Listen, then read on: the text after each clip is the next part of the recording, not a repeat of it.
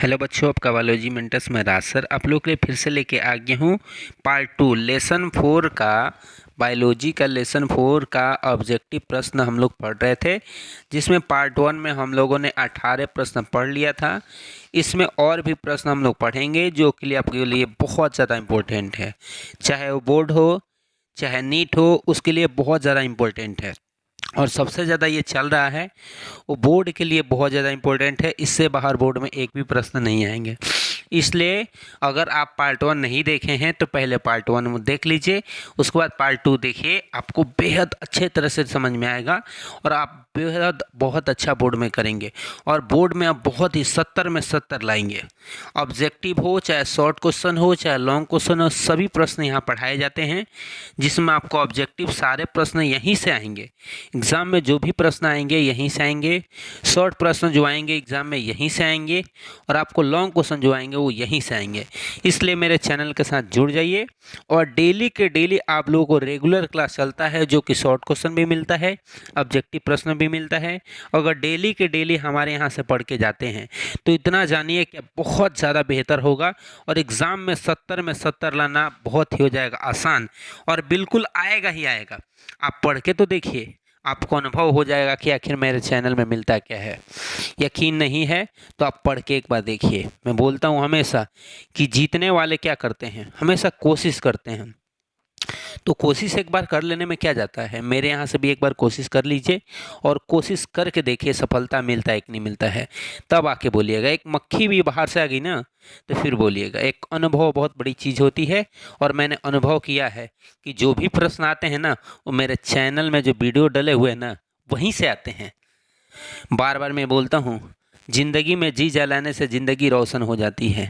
अगर लाइफ में अगर जी जलाया जाए ना तो सफलता मिलेगी ही मिलेगी। बस यही है कि मेरे यहाँ से पढ़ के देखिए, एक बार ट्रस्ट रखिए और पढ़िए, सफलता ज़रूर मिलेगी। चलिए बिना टाइम व्यर्थ किए हुए आते हैं हम लोग पढ़ते हैं। और 18 प्रश्न हम लोग पार्ट 1 में पढ़े थे, बिना उसको पढ़े हुए इसको पढ़ते हैं तो फिर आपको समझ में नहीं आएगा। और समझ में आएगा ऐसा कुछ नहीं है, समझ में तो आएगा, लेकिन पार्ट 1 पढ़ लेंगे तो एग्ज़ाम में बहुत अच्छा करेंगे और इससे बाहर एक भी नहीं जाएगा। बस पार्ट 2 है लेसन 4 के लिए, बस अगले चैप्टर में इसके बाद चले जाएंगे लोग। इसलिए पार्ट 1 देख के आइए, उसके बाद पार्ट 2 देखिए, आपको बहुत अच्छे ढंग से समझ में आएगा। तो चलिए बच्चों हम लोग पढ़ते हैं। पहला प्रश्न दे रखा है, निम्न में से कौन सा हार्मोन मोचक आईयूडी है। आईयूडी का फुल फॉर्म क्या होता है, इंट्रा यूटेराइन डिवाइस, जो कि हिंदी होता है अंत गर्भाशय युक्ति। ये अंत गर्भाशय युक्ति थोड़ा सा मैं बता दूं, अंत गर्भाशय युक्ति जो योनि से गर्भाशय तक लगाया जाता है, जो गर्भ निरोधक को रोकने में क्या करता है, मदद। तो वही पूछ रहा है, निम्न में से कौन हार्मोन मोचक आईयूडी है।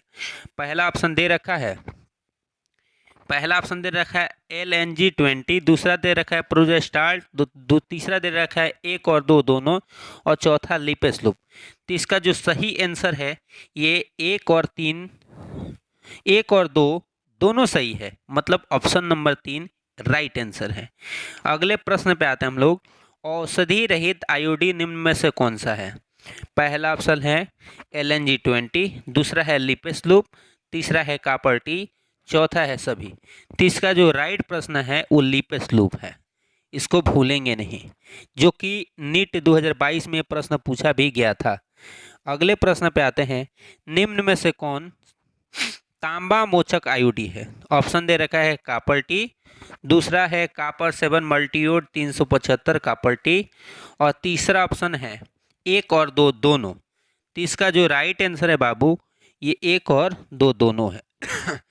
अगले प्रश्न पे हम लोग आ जाते हैं, जिसमें दे रखा है, निम्न में से रोधक उपाय है। डायफ्राम है, गर्भाशय ग्रीवा है, तीसरा है टोपी या वाल्ट है, और चौथा है सभी। जो इसका राइट आंसर है बाबू ये सभी है। अगले प्रश्न पे आ जाते हैं, शुक्राणुओं की गतिशीलता तथा उनकी निषेचन क्षमता को कम करता है, कौन करता है। तो ये जो इसका राइट आंसर होने वाला है बाबू ये है आईयूडी, दूसरा ऑप्शन। अगले प्रश्न पे आ जाते हैं, हर साल पूरी दुनिया में कितने एमटीपी कराए जाते हैं। तो पूरी दुनिया में हर साल जो एमटीपी कराया जाता है ना, ऑप्शन नंबर 1 होगा, इसको याद लगाएंगे, 4.5 से 5 करोड़। अगले प्रश्न पे आ जाते हैं, भारत सरकार कब एमटीपी को कानूनी स्वीकृति प्रदान किया था? पहला ऑप्शन है 1961 ईस्वी, दूसरा है 1971 ईस्वी, तीसरा है 1981 ईस्वी, चौथा है 2000 ईस्वी। तो जो इसका राइट आंसर है वो कौन है? 1971 ईस्वी। अगर एमटीपी के बारे में आप जानना चाहते हैं अच्छे तरह से तो मेरे शॉर्ट प्रश्न में बताए गए हैं एमटी के बारे में, उसको अच्छे ढंग से देखिए, आपको बहुत अच्छे ढंग से समझ में आएगा एमटी के बारे में। अगले हम लोग प्रश्न पर देखते हैं, एमटीपी कराना कितने सप्ताह तक सुरक्षित मानी जाती है? पहला ऑप्शन है 12 सप्ताह, दूसरा है 6 सप्ताह, तीसरा है 16 सप्ताह और चौथा है सभी। जो इसका राइट आंसर है बाबू वो है 12 सप्ताह, जो कि ऑप्शन नंबर 1। अगले प्रश्न पे आते हैं, निम्न में से कौन यौन संचारित रोग है? तो जो इसका राइट आंसर होने वाला है वो इनमें से सभी होगा बाबू, क्योंकि HIV भी है जिससे एड्स होता है, सुजाक भी है और हर्पिस भी है, तो इसका राइट आंसर हो जाएगा सभी। अगला है, निम्न में से कौन सा यौन संचारित रोग? फिर वैसे ही प्रश्न जो कि लेकिन ऑप्शन अलग अलग है। पहला है लैंगिक मत से, दूसरा है यकृत बी, तीसरा है सिफिलिस और चौथा है इनमें से सभी। तो जो इसका राइट आंसर होने वाला है ये भी सभी होने वाला है। अगला प्रश्न पे आते हैं, निम्न में से कौन सा यौन संचारित रोग है? इसका भी वही प्रश्न है लेकिन ऑप्शन अलग अलग हैं और इस सारे ऑप्शन को याद कर लेंगे क्योंकि सब एनसीईआरटी का एग्जाम्पल दिया हुआ है। पहला ऑप्शन है जननिक परिसर, दूसरा है क्लेमिडियाता, तीसरा है ट्राइकोमोनास और चौथा है सभी। तो जो इसका राइट आंसर होगा बाबू वो होगा सभी। अगले प्रश्न पे हम लोग आ जाते हैं। अगले प्रश्न दे रखा है, निम्न में से कौन उपचार योग्य नहीं है? पहला दे रखा है HIV, दूसरा है यकृत, तीसरा है जननिक परिसर। तो जो इसका राइट आंसर होगा वो है सभी।